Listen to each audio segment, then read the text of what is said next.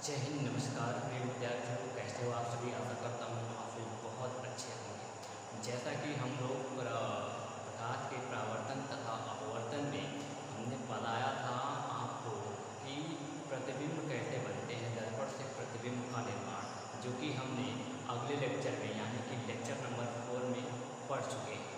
आज हम आपको बताएंगे कि आपका जो गोलीय दर्पण है, आपको बताया था हमने कि दर्पण दो प्रकार के होते हैं, समतल और गोलीय। और गोलीय में दो प्रकार और आते हैं, अवतल दर्पण और उत्तल दर्पण। ठीक है, तो गोलीय दर्पण से प्रतिबिंब कैसे बनता है, उसमें क्या क्या स्थितियाँ मिलती है, जैसे कि अवतल दर्पण में क्या स्थितियाँ, कितनी स्थितियाँ हमें देखने को मिलेंगी और उत्तल दर्पण में कितनी स्थितियाँ देखने के लिए मिलेंगी। तो उस सेशन को स्टार्ट करने से पहले मैं आपसे एक रिक्वेस्ट करना चाहूँगा कि इस सेशन को लाइक कर दीजिए और अपने दोस्तों के पास शेयर जरूर कीजिए। ठीक है, जैसा कि मैं अपने सिलेबस के साथ मैं राजकीय पॉलिटेक्निक सुल्तानपुर मैकेनिकल इंजीनियरिंग का छात्र हूँ, आपको मैं बता दूँ। और मुझे अपना भी सिलेबस लेकर चलना रहता है और आपका भी सिलेबस लेकर चलना है। तो आप समझ ही सकते हो कि मैं आप सबके लिए कितना मेहनत कर रहा हूँ। ठीक है, तो आइए बिना देर करते हुए हमें ये बता दीजिए कि क्या मेरी आवाज़ आप तक साफ पहुँच रही है। फायर इमोजी के साथ कमेंट में जल्दी बताइए। और आइए हम स्टार्ट करते हैं अपनी आज की क्लास।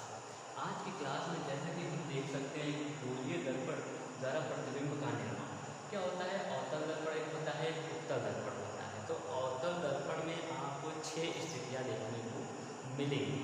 ठीक है, और उत्तल दर्पण में आपको 2 स्थितियाँ देखने को मिलेंगी। तो उन 6 के बारे में हम डिस्कस करने वाले हैं। तो हमने हेडिंग क्या डाला, अवतल दर्पण द्वारा प्रतिबिंब का निर्माण, यानी कि अवतल दर्पण द्वारा प्रतिबिंब का निर्माण कैसे कैसे होता है।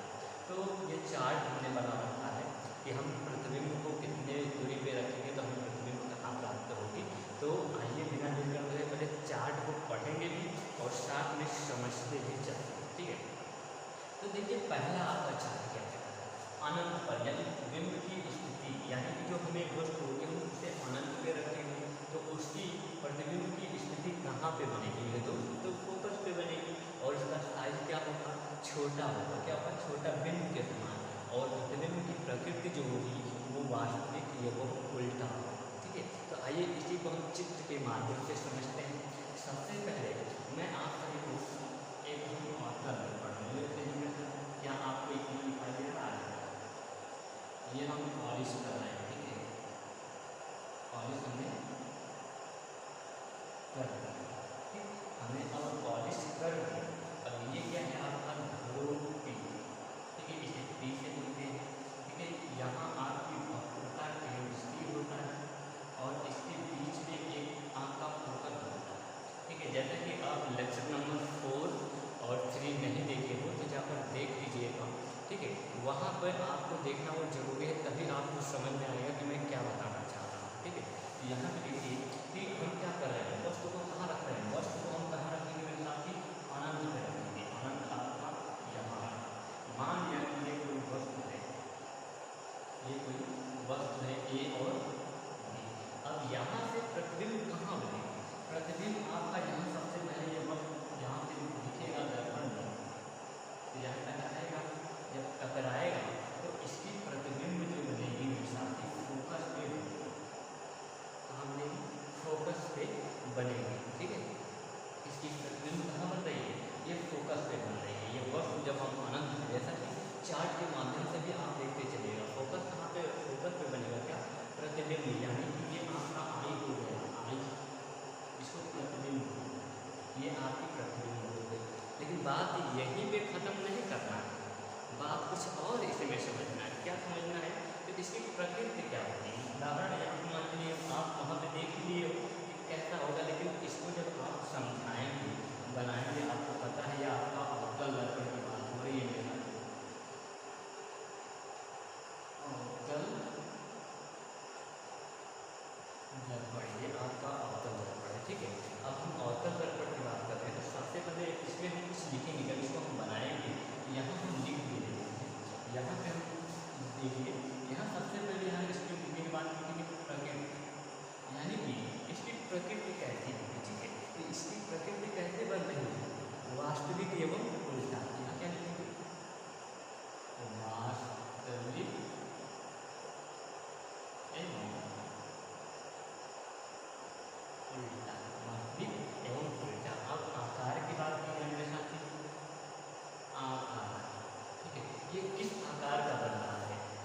साइज की बात की गई है, किस साइज का बन रहा है, किस आकार का बन रहा है, ये बिंदु के आकार का बन रहा है। यहाँ पे बन रहा है तो क्या बन रहा है, बिंदु के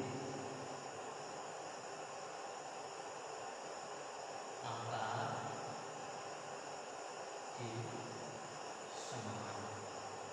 ठीक है, ये कैसा बन रहा है, बिंदु के आकार के समान बन रहा है। इतनी बातें समझ में आई। स्थिति क्या होगी, स्थिति, स्थिति यानी कि बन कहाँ पे रहा है हमारे साथ में, ये क्या बन रहा है, यहाँ फोकस पे बन रहा है। कहाँ पे बन रहा है, इसकी स्थिति क्या होगी, फोकस पे। ठीक है, हम लिख दे रहे हैं फोकस। अब आप ये तीन बातें लिखोगे, इसमें अवतल दर्पण से प्रतिबिंब बनने के निर्माण, ये बहुत छोटी है। अगर आप इसे नहीं जानोगे मेरे साथी तो न्यूमेरिकल्स लगाने में आगे दिक्कतें होंगी। इसको आप जाने रहेंगे तभी आप कुछ कर सकते हैं। चलिए आगे बढ़े। इतनी बातें समझ में आई कि हम क्या किए, जब अनंत वस्तु जब हम अनंत पे रखें, ठीक है, वस्तु जब हमारी कहाँ पे हो, यहाँ आप हेडिंग भी डाल सकते हैं, जब वस्तु अनंत पर हो। ठीक है, जब वस्तु अनंत पे हो तो फोकस आपकी कहाँ बनेगी, प्रतिबिंब आपकी कहाँ पे बनेगी, तो फोकस पे बनेगी। ये बात समझ में है। चलिए अब ये हमारा कंप्लीट हो पहला। अब दूसरा क्या है, सी से परे। सी से परे यानी कि वक्रता केंद्र जिसको, वक्रता केंद्र को ही हम सी से लिखते हैं। तो सी से परे यानी कि सी से थोड़ा पीछे हम बनाएंगे। आइए अगला स्टेप हम यहाँ लेते हैं, इसको हम इरेज करते हैं। इसके बाद में आपको समझ में आएगा।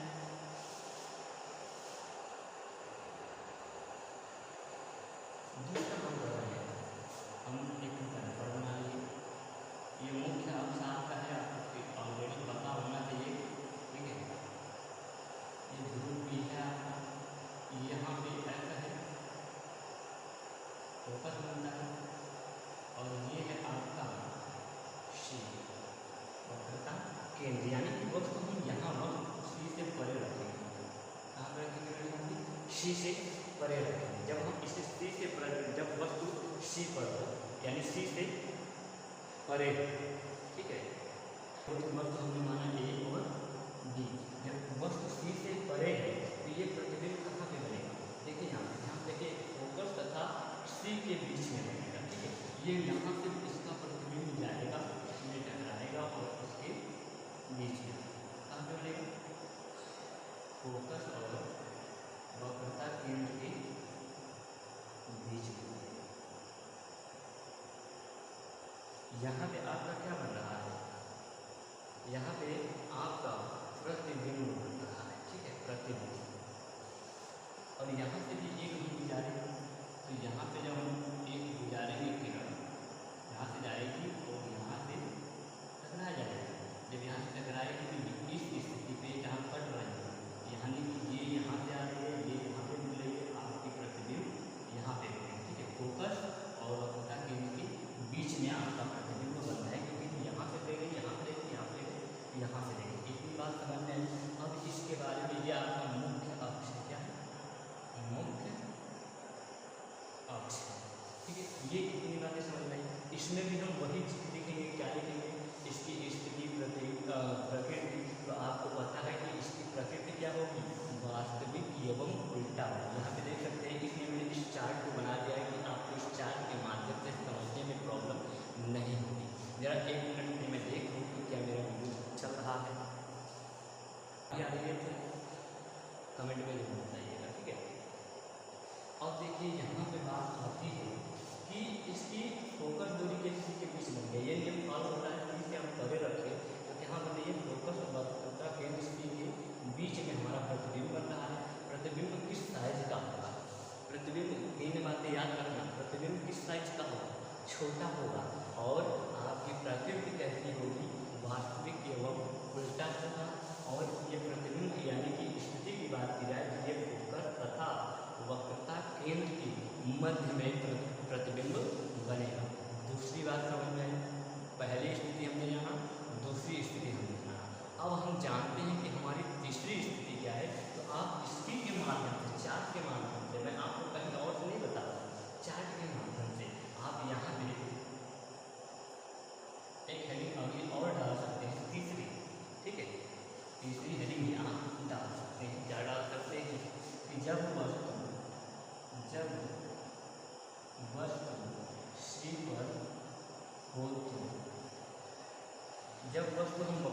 केंद्र पे रखेंगे तो हमारा प्रतिबिंब कहाँ पे प्राप्त होगा, इसके बारे में देखिए।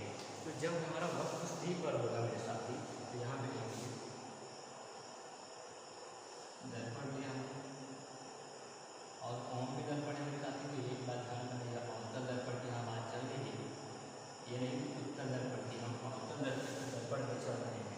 ठीक है, यहाँ पे आपका एफ यानी फोकस और यहाँ पे आपका सी यानी कि होगा केंद्र। अभी वस्तु हमारा सी पर है, सी पर जब हमारा वस्तु होगा तो हमारा प्रतिबिंब कहाँ पे प्राप्त होगा मेरे साथी, तो उसके बारे में हम देखते हैं। ठीक है, तो हमारा जो वस्तु हो, देखिए जो हमारा क्या होगा, वस्तु होगा वहाँ से टकराएगा, कहाँ पे, और यहाँ पे वस्तु होगा, यहाँ पे ऐसे यहाँ टकराएगा, फिर यहाँ पे चलाएगा। और यहाँ चार्ट में भी आप देख सकते हैं जब क्या होगा मेरे साथी, तीसरा सी पर ही प्राप्त होगा। ठीक है, अभी देखिए यहाँ चल रहा है और यहाँ से फिर एकदम यहाँ से अगर प्रतिबिंब बनाएंगे, यहाँ से टकरा के ये यहाँ, यानी कि ये जहाँ पे मिल रहा है मेरे साथी। ठीक है, हमने दूसरा प्रतिबिंब यहाँ पे टकरा लिया, यहाँ पे किया, और ये दोनों कहाँ पे टकरा रहे हैं, यहाँ पे टकरा रहा है, और यहीं पे आपका क्या मिलेगा, आई यानी कि प्रतिबिंब, और प्रतिबिंब की स्थिति सी पे प्राप्त होता है। यहाँ देखिए ये आपका ए वस्तु, बी यहाँ पे देखिए सी पे प्राप्त हो रहा है, तो ए डैश बी डैश, समझ में आया प्रतिबिंब कहाँ पे मिलेगा, समझ में आया इतनी बात। अब इसकी बात आती है कि इसकी साइज क्या होगी, तो ये समान साइज के होगा। ठीक है, ये दोनों क्या होगी, समान साइज के होंगे। और आपको पता है ये अवतल दर्पण की बात हो रही है मेरे साथी, तो अवतल दर्पण में हमेशा वास्तविक यानी कि जो आपके सामने बनेगा वो वास्तविक प्रतिबिंब होगा और उल्टा होगा। ठीक है, जैसे कि आप देखते हो ना, आप अपना शीशा देखते हो, उसमें आप मतलब कि जिस तरफ होते हो उसके सामने तो सामने दिखा, लेकिन आपको जैसा मैं हूँ, ठीक है, शीशा में आप कभी भी देखिए, शीशा में हमेशा कैसा प्रतिबिंब बनता है मेरे साथी, तो उल्टा बनता है। यहाँ तक की बातें समझ में आई। क्या होगा, जब हम वस्तु अनंत पर रखेंगे तो हमें समान आकृति की यानी कि समान साइज की हमें प्रतिबिंब प्राप्त होगी, और प्रतिबिंब कहाँ पर प्राप्त होगी, तो सी पर, अगर सी से हम परे रखते हैं तो सी पर प्राप्त होगा, और साइज समान होगी, वास्तविक या उल्टा होगा। यहाँ तक की बातें समझ में आई मेरे सामने। अब आइए नेक्स्ट, यानी कि आपका तीसरा भी हो गया। अब चौथा देखें कि हम वस्तु कहाँ पे रखें। ठीक है, चौथा भी देख लीजिए मेरे साथी। चौथा क्या है, जब वस्तु सी तथा यानी कि वक्रता केंद्र सी तथा फोकस दूरी के बीच हो, जब फोकस दूरी और वक्रता केंद्र के बीच हम वस्तु रखेंगे तो हमें प्रतिबिंब कहाँ पे प्राप्त होगा, इसके बारे में हम जानते हैं। तो सबसे पहले वही प्रक्रिया से आपको क्या बनाना है, दर्पण बनाना है। कौन सी दर्पण बनानी है, अवतल दर्पण की बात हो रही है, इसके बाद मेरे साथ अवतल दर्पण ही बनाया जाएगा। ठीक है, आपको शायद फैन में बंद कर दो, फैन की आवाज़ आ रही होगी, फैन की आवाज़ अभी तक आ रही थी।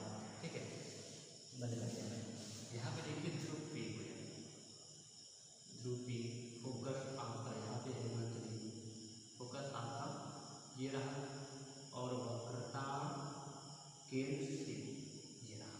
अब बात आती है कि जब हम वक्रता और फोकस दूरी के बीच में वस्तु को रखेंगे, ये वस्तु हमने रख दिया ए और बी, ये क्या है, वस्तु।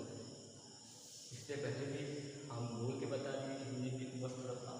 अब देखिए चार्ट के माध्यम से कहाँ पे बनेगा, सी से परे बनेगा, सी से परे रहेगा, यानी कि इसके इसके बीच ही बनेगा, इससे अलग बनेगा। कैसे बनेगा मेरे साथ, देखिए अगर हम यहाँ पे ले जाएंगे, यहाँ से टकरा के हमारा इधर की तरफ आ जाएगा। ठीक है, इसका प्रतिबिंब इधर से चल के इधर आ रहा है, तो हम कहाँ पे बना रहे हैं, हम कौन सा पढ़ रहे हैं, चौथा, जब सी पर। ठीक है, यहाँ पे बात की। अब देखिए यहीं से एक और चलाएंगे हम प्रतिबिंब के लिए, यहाँ से टकराएगा और यहाँ से आते हुए कहाँ काटना है साथी, यहाँ से जब आएगा यहाँ से, तो सी आपका तो यहाँ दिख रहा है ना, ये कहाँ पे बना है प्रतिबिंब, सी से परे बन रहा है, यानी प्रतिबिंब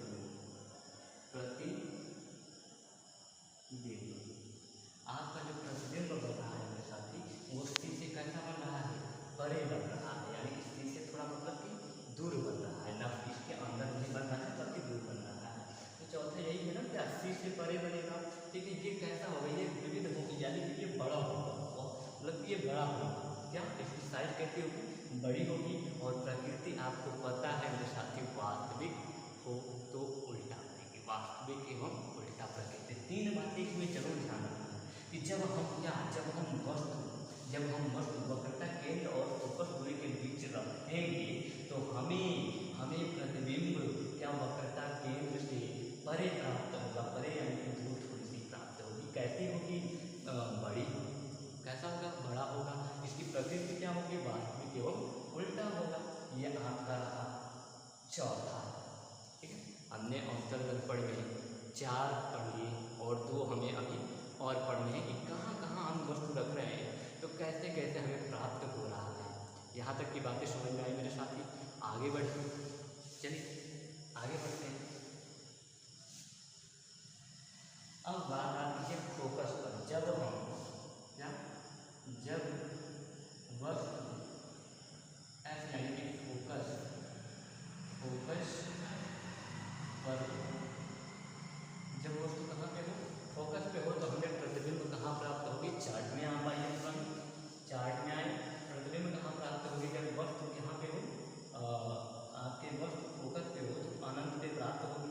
आइए देखते हैं क्या हमें प्राप्त हो रहा है। ये रहा आपका दर्पण। ठीक है, पॉलिश कर दिया हमने। यह आपका दर्पण की ध्रुव P, यहाँ पे फोकस दूरी F और वक्रता केंद्र C। ठीक है, ये आपका मुख्य अक्ष, जहाँ तक की बातें समझ में आई, ये आपका क्या हुआ, मुख्य अक्ष। अब हम कहाँ पे रखेंगे वस्तु, अपनी वस्तु रखेंगे F पर। हमने वस्तु कहाँ रखी, F पर, वस्तु A और B। जब वस्तु आपका F पर रखें, ठीक है, जब हम वस्तु, ये पांचवा है, ठीक है, जब हम क्या करेंगे, वस्तु F पर रखेंगे मेरे साथी, तो ये हमें कहाँ परे प्राप्त होगा। देखिए यहाँ से एक जाली किरण यहाँ से टकरा के, यहीं से टकरा के, यहाँ से टकराएगी, यहाँ से टकरा के ये ऐसे निकल आएगी और यहाँ पे भी जब जाएगी, यहाँ से भी टकरा के ये कैसे निकल आएगी, ऐसे निकल आएगी। ठीक है, और जब ये ऐसे आएगी तो एक समय ऐसा आएगा मेरे साथी, जब ये दोनों परछाई यानी कि प्रतिबिंब एक में मिल जाएंगे, और जहाँ एक में मिलेंगे वही क्या प्राप्त होगा, हमें प्रतिबिंब।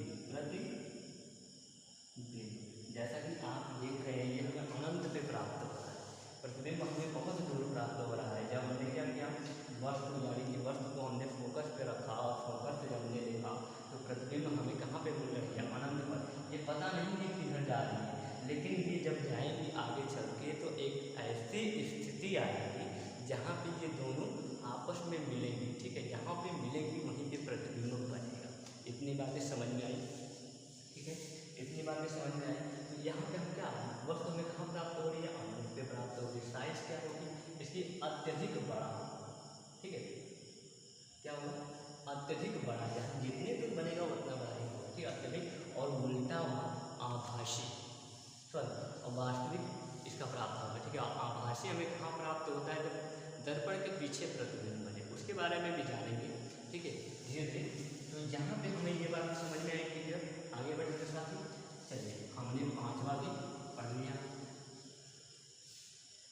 बात आती है छठे की, तो क्या, P यानी कि ध्रुव दर्पण के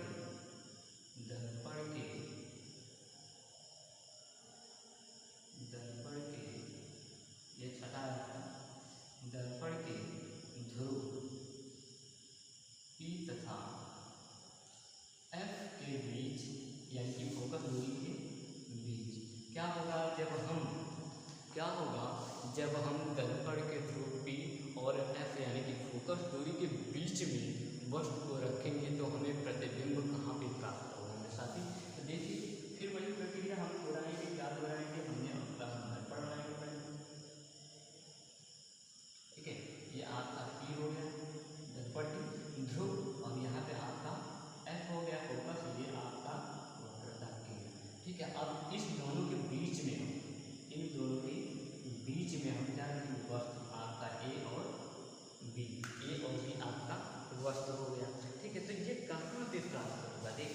ये और बी जब हमने यहाँ पे रखा, जब यहाँ से हम करेंगे ना तो ये आपस में टकरा के इधर चला जाएगा, फिर एक स्थिति आएगी मतलब कि ये इधर से टकरा के इधर मतलब कि चला जाएगा।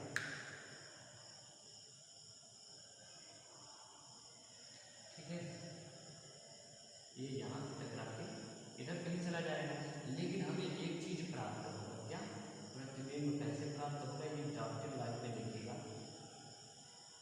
ठीक है, ये दोनों कहाँ पे आके मिलेंगे, पीछे। प्रतिबिंब आपका कहाँ प्राप्त होगा, पीछे प्राप्त होगा दर्पण के, प्रतिबिंब।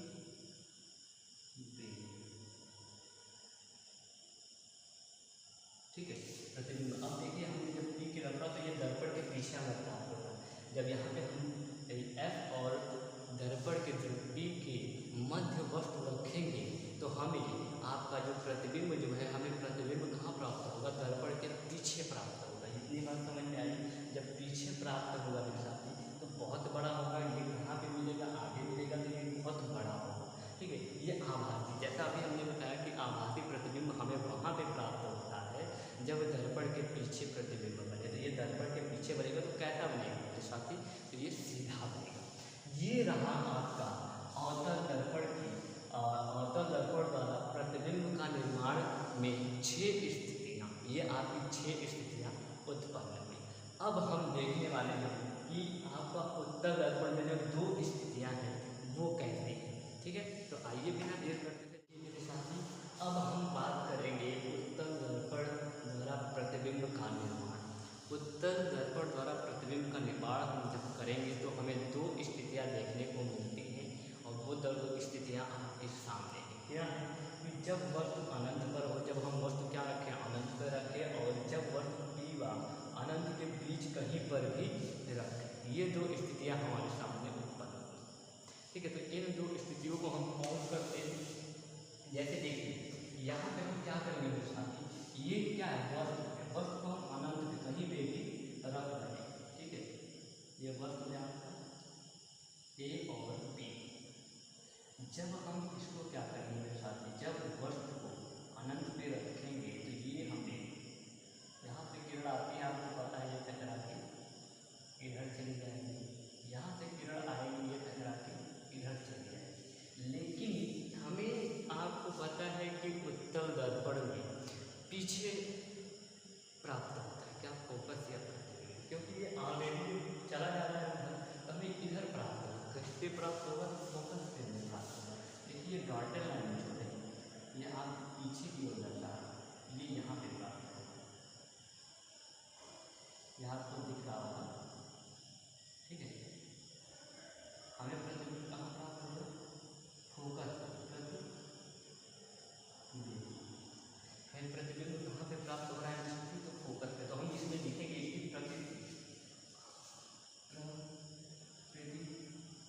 इसकी प्रकृति हमेशा आपको पता है आभासी होगी, क्या होगी, आभासी। वाह, सीधा आपको पता है कि जब दर्पण के पीछे बनेगा तो आभासी बनेगा, आभासी बनेगा मेरे साथी, तो ये सीधा बनेगा। ठीक है, अब बात आती है कि इसकी हमारी जो है स्थिति क्या होगी, तो स्थिति यह है कहाँ प्राप्त होगी, फोकस पे। क्या स्थिति यानी कि कहाँ में प्राप्त हो रही है, फोकस को, फोकस।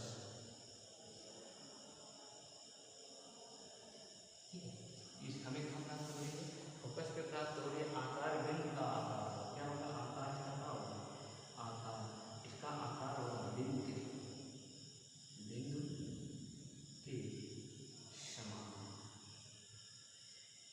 ये रहा, जब हम अनंत पे रखेंगे तो ये हमें इसकी जो प्रतिबिंब हमें प्राप्त होगा वो फोकस पे प्राप्त होगी, और जो दर्पण के पीछे बनता है वो आभासी प्रतिबिंब बनता है, और वह सीधा रहता है, और किस आकार का होगा, तो वो बिंदु के समान आकार का होगा। अब बात यहाँ पे देखिए कि जब वस्तु P यानी कि ध्रुव P व अनंत के बीच कहीं पे, यानी कि ये इनफाइनाइट इधर का इधर और इसके बीच कहीं पे हो, तो यहाँ पे जब हम वस्तु को रखेंगे A और B, हम यही तो करेंगे, यहाँ पे हम जब रख लेंगे मेरे साथ में तो ये हमें कहाँ प्राप्त होगा, P व F के बीच में प्राप्त होगा। कैसे प्राप्त होगा, तो ध्यान से देखिए, जब यहाँ करेंगे मेरे साथ ये यहाँ पर आएगा और दर्पण टकरा के इधर चला जाएगा। फिर मान चलिए हम यहाँ पे लाए, जैसे ये अनंत हमने रखा था ना, अगर हम यहाँ पे लाए, यहाँ पे ये टकरा के इधर की तरफ चली जाएगी, तो ये कहाँ पे बनेगी, ये आपका डॉटेड लाइन यहाँ, और ये आपका ऐसे चला जाएगा। ठीक है, जैसे आपको यहाँ खड़ा कर दिया है, आपको इस किरण के बारे में ना पता हो, तो आप क्या करोगे, ये कहीं से किरण इधर से आ रही है, ठीक है, ये इधर से आ रही है, तो आपका जो प्रतिबिंब प्राप्त होगा, ठीक है, प्रतिबिंब जो प्राप्त होगा मेरे साथी, ये कहाँ पे प्राप्त होगा, एफ यानी कि ध्रुव बी के बीच प्राप्त होगा। ये आपका आयन प्रतिबिंब। ठीक है, अब इसके बारे में बात की जाए तो इसकी आकृति आपको पता है, जो पीछे बन रहा है तो आभासी होगी, और आभासी है तो क्या है, सीधा बनेगा। ठीक है, अब बात की जाए स्थिति की, तो स्थिति कहाँ है, इसकी कहाँ पे बन रहा है, ये क्या बना है, पी यानी कि ध्रुव पर, दर्पण के ध्रुव पी के और एफ के मध्य भी कह सकते हैं, और ध्रुव पी के अगल बगल में बन रहा है, पी के बीच बन रहा है। ठीक है, आकार की बात की जाए तो इसकी जो आकार होगी वो का छोटा, यहाँ पे आकार जो होगा वो छोटा होगा, आकार छोटा होगा। क्या इतनी बातें आप सभी को समझ में आया? और अभी तक आपने सेशन को लाइक नहीं किया है मेरे साथी, तो प्लीज़ आपसे रिक्वेस्ट है कि कर दीजिए, और चैनल पे नए हो तो सब्सक्राइब कर दीजिएगा, दोस्तों के पास शेयर करना ना भूलिए। ठीक है, आइए, क्या इतनी समझ में आई? अब चलिए हम आगे बढ़ते हैं कि हमारा अगला टॉपिक क्या होगा। चलिए मेरे साथी, अगला आपका टॉपिक आपकी समझ है कि गोलीय दर्पण वक्रता त्रिज्या r व फोकस दूरी f में क्या संबंध है, इसके बारे में हम जानेंगे। उसके पहले हम चित्र एक छोटा सा बनाते हैं, क्या चित्र। ठीक है,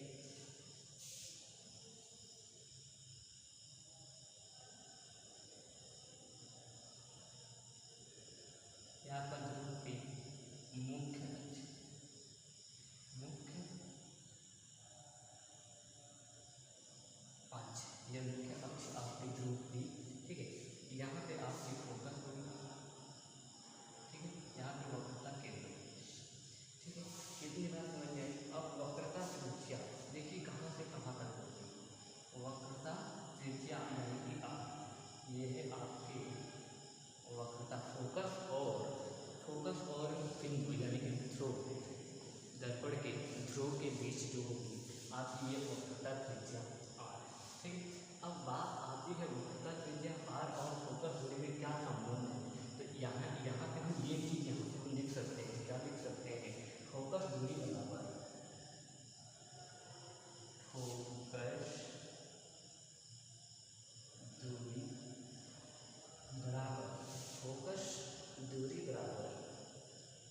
वक्रता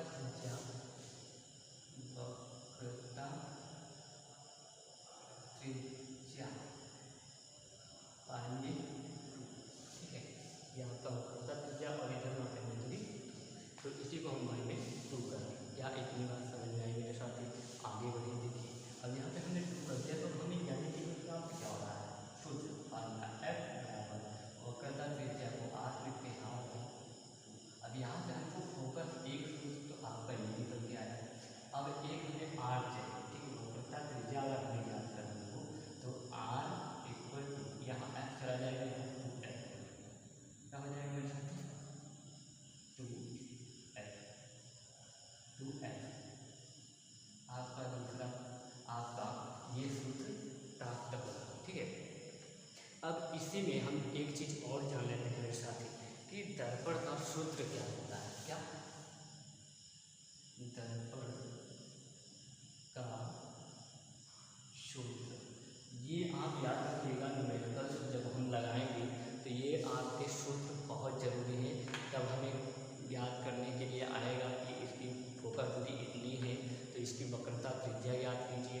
अगर वक्रता त्रिज्या याद करने के लिए दिया गया होगा तो हमें फोकस दूरी मतलब कि वक्रता त्रिज्या अगर मान दिया है तो फोकस दूरी निकालना होगा, तो हम इसी दोनों सूत्र के माध्यम से निकालेंगे। और जब दर्पण के सूत्र यानी कि जब सवाल लगाएंगे तो दर्पण के बारे में जानेंगे, तो वो फार्मूला क्या होगा मेरे साथ में, वो फार्मूला आपका होता है 1/f इक्वल टू 1/2